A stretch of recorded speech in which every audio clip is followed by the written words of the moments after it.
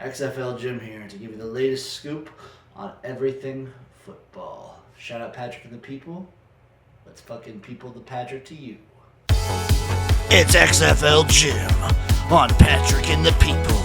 That's right, folks. We have the wild, we have the crazy, we have it all for you and your loins, your luscious, lavacious loins. It's time for the weekly roundup with XFL Jim, brought to you by Patrick and the people.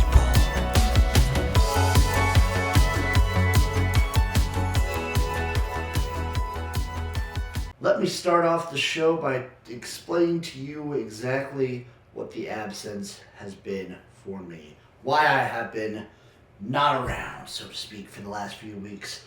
And that's a very easy story. I've been convening with the gyms. We have our yearly meeting of the gyms at the beginning and end of each year, so we kind of wrap that all together. I was meeting CFL Jim, UFL Jim, XFL 2023 Jim, Chef Jim. All the gyms were there. It was a big hullabaloo. It was a fun time, but someone there had the flu.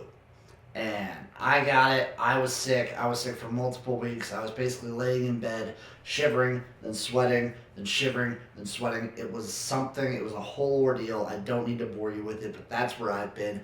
The gyms are cooking up something very, very special for 2025. That's all you need to know. Now let's get into some football. That'll bring us into our NFL divisional recap. At number one, we had the Commanders 45, Lions 31. Commanders dominated this game. They owned the Lions. Ben Johnson's worst game of the season by far. Some are saying that maybe he had one foot out the door, wasn't fully invested in the Lions. There's reports coming out already that he's been sweating over his staff for weeks now with the Bears, and I don't know. Jared Goff looked very pedestrian, and while the run game for the Lions is good, I don't know if the 1-2 punch was necessarily there. Also, injuries abound on defense didn't make this any easier. You saw the Commanders could basically do whatever they want. Jane Daniels, man, that guy is fun. Oh, he's so fun to watch. He's just the definition of clutch. I feel like if you have Jaden Daniels and you're the Commanders, if you're at any point in a close game late, you have a very real opportunity to win that game. And that's just, that's so special. I also love that it's like the most generic team is doing good. It's very fun. I still wish they were the football team, honestly. Honestly wish they were still the football team. Texans 14, Chiefs 23. We're over it, right? We're over the Chiefs. We're past the Chiefs. We're past Patrick Mahomes. I get it in these moments. Travis Kelce lights it up. He was great. Patrick Mahomes is clutch when he needs to be. But the flopping and the knowing he's going to get the call and going for it is just so damn annoying. Texans, you had opportunities in this one. You can blame the penalties if you're a Texans fan, but you still had opportunities that you yourselves blew. The defense is good. Offense this playoffs has been better, but it's the Chiefs. I mean, it's the Chiefs, it's the Chiefs, it's the Chiefs. That's all you really need to say is that it's the Chiefs, okay? They get the calls, and then they're the best team in the NFL at capitalizing on getting the calls. It's a double whammy of just fuck you. That's what the Chiefs are to every non-Chiefs fan out there. It's disgusting, some say. Rams 22, Eagles 28 game. This was a very fun game. It was a very close game. The Eagles just have, in my opinion, the most sensual offensive and defensive lines. I think as a whole, their up front attack and defense is just better than almost anyone else remaining in the playoffs. It's so good. Jalen Hurts, he's good when he needs to be for the most part. Maybe he's still kind of banged up. I don't know. But he hasn't needed to be much. He's needed to be enough, and that's what he is because they have Saquon and they have these offensive and defensive lines that are just mwah. And then the linebackers and everything else on defense for the Eagles is great. I think the Eagles defense might be one of the top two remaining units in the playoffs. They're so good. So damn good. For the Rams, this is kind of the wall for them. They're a young team. They'll be back. I trust McVay. I trust this team. I trust them to get it done. But congratulations to the Eagles. And then Ravens 25, Bills 27. Oh, boy. This was the narrative game. Everyone can take whatever they want from it. Josh Allen looked pretty darn good, but Lamar Jackson, for the most part, I mean, he had his mistakes, but for the most part, looked really, really, really good. And I think that's going to be kind of hampered by the fact that they lose this game. That last drive was magical. And Mark Andrews, man, he's going to be crying for at least several days. I know when I was playing garage ball with my buddies and my team, and I missed the game-winning pass. It came right to me, but I was so blackout drunk I couldn't catch it. I cried for 4 days straight. I missed work just to cry and drink. But the point remains, congratulations to the Bills. They have a nice little rematch with the Chiefs. We're going to get into that later. That'll lead me into my college football recap. I'm going to give you the scoop on the natty that happened this week, as well as my favorite storylines from the last season. Ohio State wins it 34-23, and this was a game of 3 parts, in my opinion. Part number 1, you had Notre Dame coming out, long, extended drive, pounding the rock with Riley Leonard, getting down the field, taking almost the entire first quarter, scoring, giving Ohio State 0 time.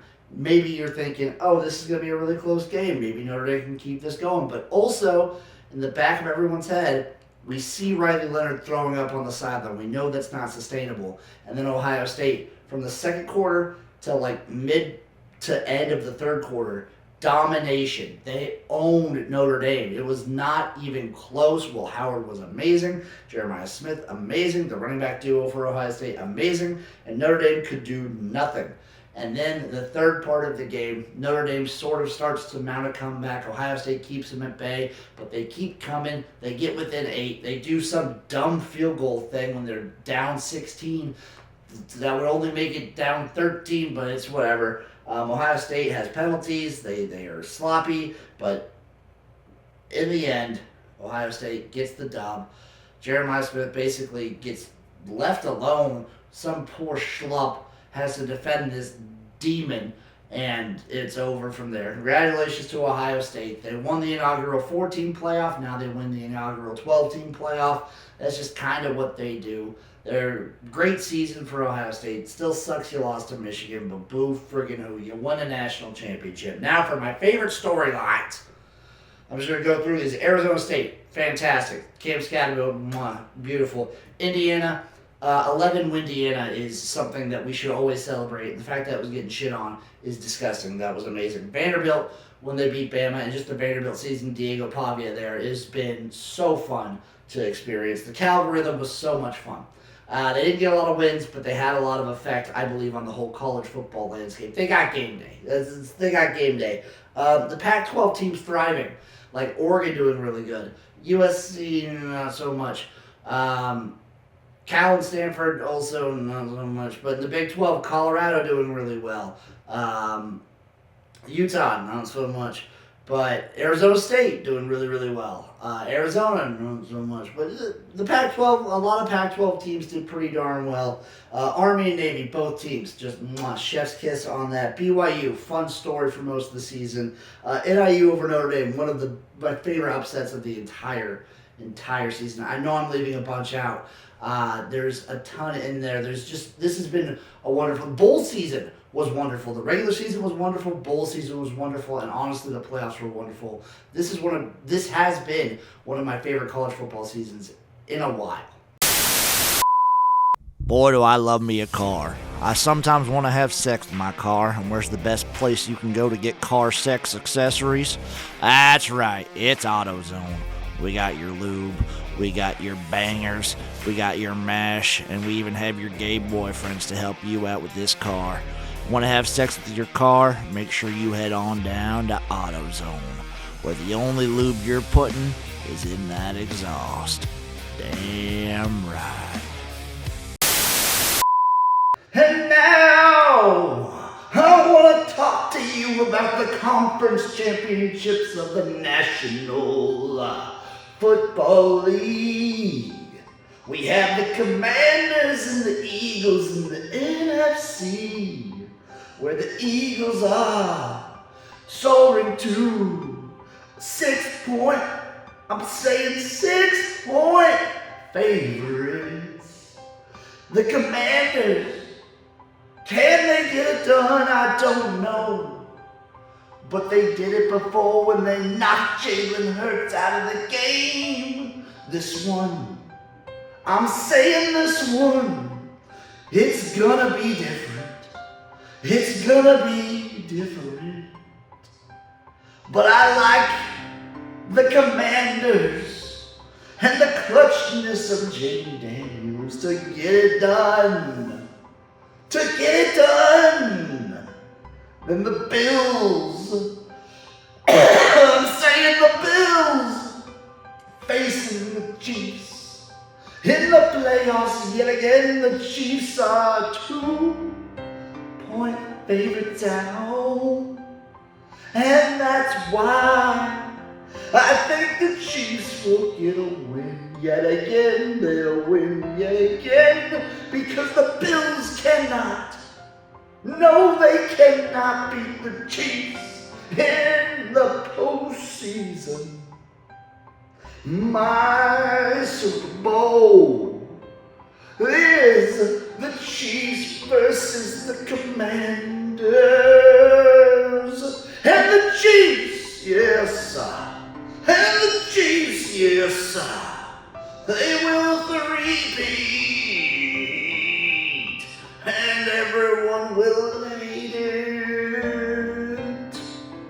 And that's basically what's going on with football right now. Of course, we still have the Super Bowl after Conference Championship weekend, but then football, as many of you normals I like to call, know it will be over. But football, for us true fans, will never end. We have the AF1, Arena Football 1, starting March 8th. I'm going to be dropping team previews. I'm going to be dropping schedule previews on my main channel at XFL Jim, everywhere. Be on the lookout for that.